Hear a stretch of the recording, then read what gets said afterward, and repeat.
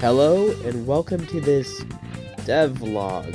For around a year at this point, I think, I've been working on a Persona fan game. And during that year of development, there's been a few ups and downs, you could say.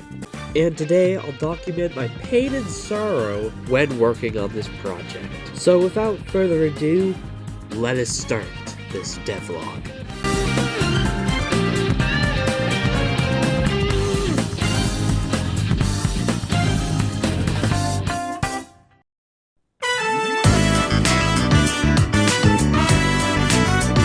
So around a year ago, I saw this Persona 4 remake video by Toso. Yes, this is relevant. And after seeing the video, I thought, yeah, I could actually make a Persona 4 remake even though it got announced like a year later. And I started working on it in Click Team. Yep. But it did have a 3D engine. So I thought, hey, this seems cool. So I sold the Longer 2 to get the add-on. That was a joke. Really, though, it was. And as you can see now, it was quite rough, to say the least. But after a few months, it looked less rough. And a month or two after this, I, wasn't really happy with this engine I chose. And I utterly scrapped the project in general because, for one, I didn't really like the engine I chose because it was kind of terrible. Who really thought? Who knew, really?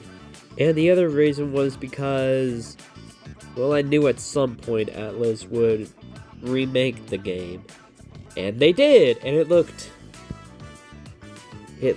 like a game, alright.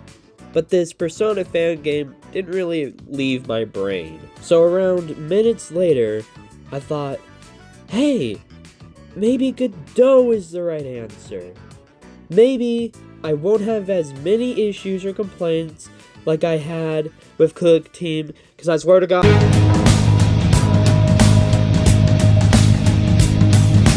And after a few of learning how the Godot engine works by literally following tutorials, what can I say? I'm just bad, I guess. Anyways, after learning how it works, most of it anyways, I started properly working on the game. But since I knew that a Persona 4 remake was most likely certain, I started making my own fan game with its original story and everything.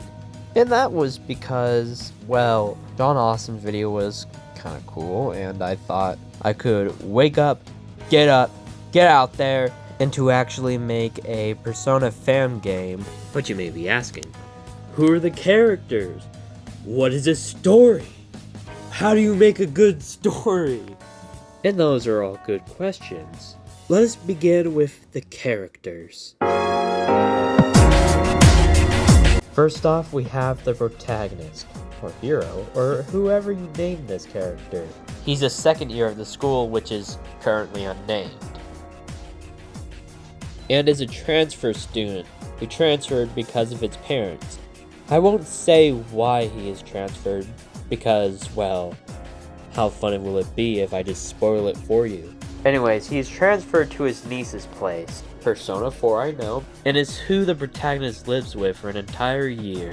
As for the design, I made him kind of basic, and no, I'm not going to give him a personality or speaker role. And that's because of a few reasons. For one, it just feels wrong because the previous protagonists in the series are silent protagonists. They don't have a personality, and they don't have a name. And that's because they're just a stand-in for the player. And if you give them a personality and name, it really defeats the purpose. And for two, I don't really think it fits Persona. Anyways, you may be asking if I'll add a female protagonist, and the answer is no. And that's not because I don't like FMC. I mean, I like Gatone decently enough, but... And you gotta understand that adding FMC is a lot of work. Like, you think of a normal female protagonist, you would think like it's just a swap with a male protagonist, but with different pronouns and a different design. But with Persona, it's a bit different. Like, you have to think of the design for the character. You have to think of the social links he'll go with. And so many things that it really isn't really worth it for me right now. And that's the same exact reason why there's no FMC in Persona 5 or Reload.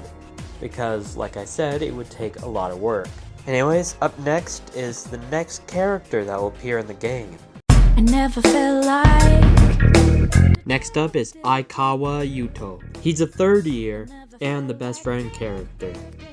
And despite him being a third year, he mostly is considered a slacker, and he also doesn't care. This is mostly due to his crushed dream of becoming a writer. He's basically lost hope because of a certain incident. After getting a persona, he gets the courage he needs, thanks to the protagonist also, to become a writer again. I know this story is kinda basic, but it's a start, to say the least. As you can see from a bit ago, his design didn't really change that much. And that's because I'm not really focused on character design that much. But I designed this version to look like a slacker, basically, and someone who doesn't really care about their appearance. But looks are deceiving, and his eyes are supposed to reflect his professional manner. Like someone who really wants to be a professional writer in this case. Third off is Rina Miyahara. And as you can probably tell by now, I am not Japanese. I am American. America fuck yeah, as they say. But that causes a problem. See, Persona is mainly set in Japan. And unless I want to go funny like Persona 1 or stupid as hell like Yandere Simulator is, funny joke, it probably wouldn't be a good idea. But I do plan, yes, crazy, I know where I can plan. Anyways, I plan to learn about Japanese culture and to learn basically everything about Japan. And if I fail at any of that, well, I guess you can call the game stupid as hell and, I would break my promise. Anyways, she is a second year at the school that has no name yet, and someone who is distant to everybody.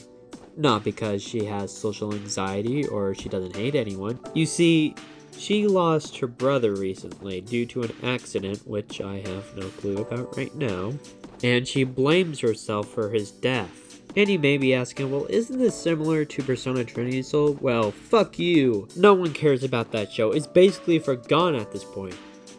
Anyways, after getting her persona, she realizes that she wasn't really at fault for her brother's death. But she still has some trauma, which would be elaborated in her social link. As for her design, I wanted her to look like someone who really wants to be distant towards others. She also doesn't really care about what anyone thinks of her.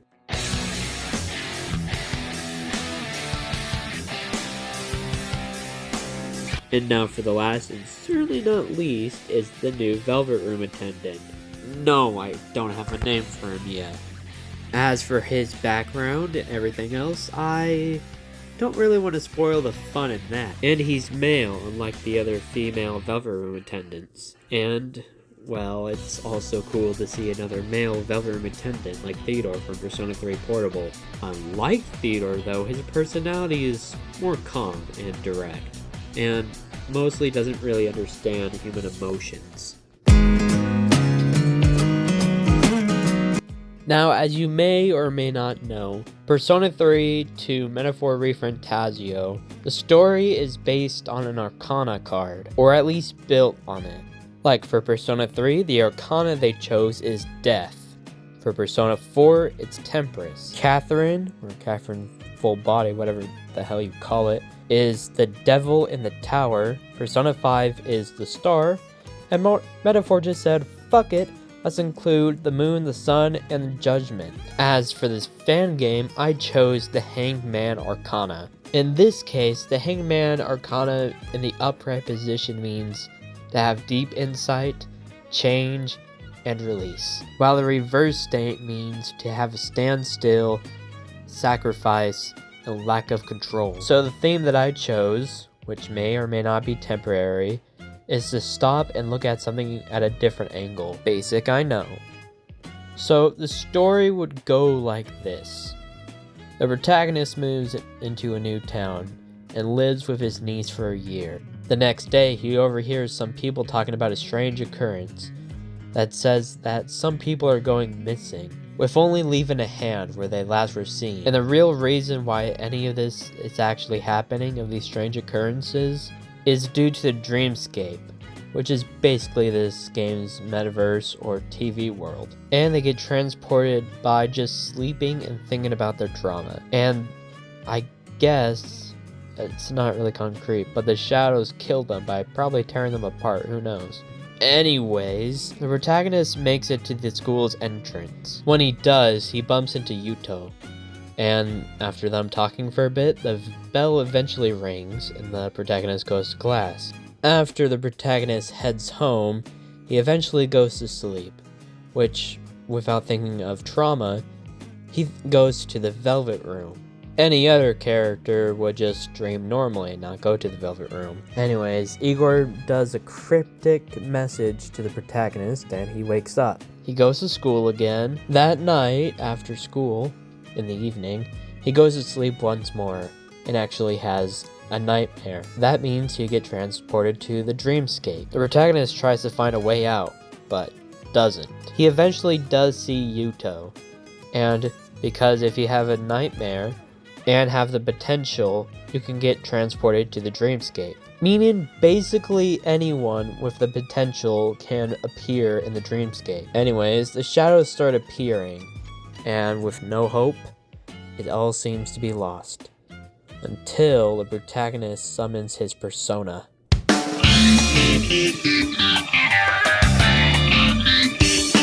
Ah, the persona. For the protagonist, his persona was gonna be Odysseus. But I'm not too sure if I should use him or not, because I don't think it really fits the main themes of what I have right now. But summoning a persona, what does that entail? Well, for this game, I'm not really too sure. Right now I have it where the characters just manifest a key out of thin air, they put that key in their chest, and then they unlock it, which activates the persona. Which I may or may not change that, who knows, it all depends if you guys are a fan of it or not. So like I said earlier, I started working on the game and I watched some tutorials. One of them being the ultimate guide to Godot, which is fucking crazy that video link, holy hell. And after watching that and a few other things to get me started, I started properly working on the project.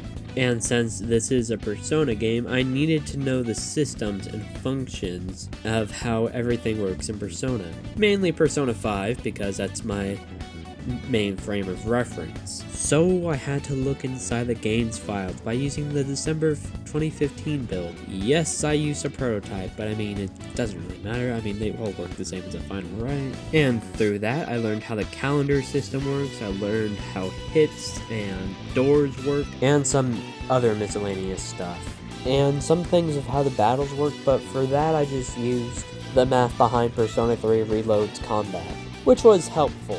But later on, some things just stumped me, like, how does a character look at something? How do events actually work?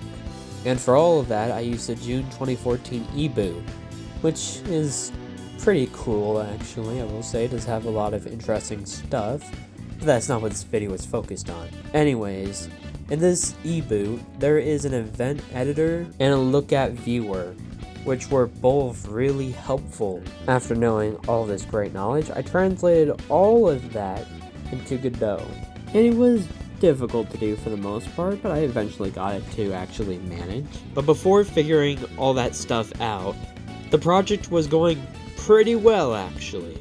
Near the end of November, I reworked the skill and persona data, and learning some new techniques in Godot, and also learning what the hell an orphan node is. But near the start of December, a problem arose. For context, I have a decent PC. It's not the best, and sometimes it really likes to freeze on me, but it gets the job done. So my dumbass thought when trying to reset my PC, when it eventually froze for a bit, which would be okay, I decided to power it off. Yeah, and let me tell you, I learned the hard way about that one. So it took me a month, yes a month, because I'm broke as hell, to get my PC fixed, and so I can start working on the game again. But before that point, I did transfer the project on my phone, so I can, work on it. But that project file I was working on was before the one I was working on, the one I reworked the skills and everything. So, yeah, that took me a bit to actually rework again, so fun.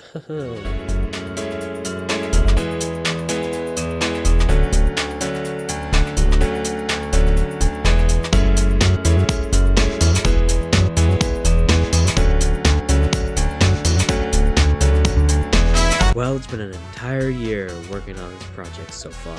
And through all of that, I've learned a couple of things so far. First off, don't use ClickTeam Firefly. Don't use it at all. And 2, this is going to be a lengthy project, to say the least. The Persona devs, for example, they have hundreds of people working on a single game, and that takes them around, normally, maybe sometimes, 5 years. But for my project, for example, it's gonna probably take way longer than that. So I hope you're patient for more info, and I will deliver soon enough when there is something interesting to show.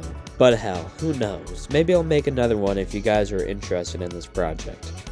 It all depends on your feedback. Well, I do at least hope that you enjoyed this video, or at least liked it. And if you do, yada yada yada, subscribe, like button, whatever the hell YouTubers say nowadays. And I will see you all until next time. Until then, farewell.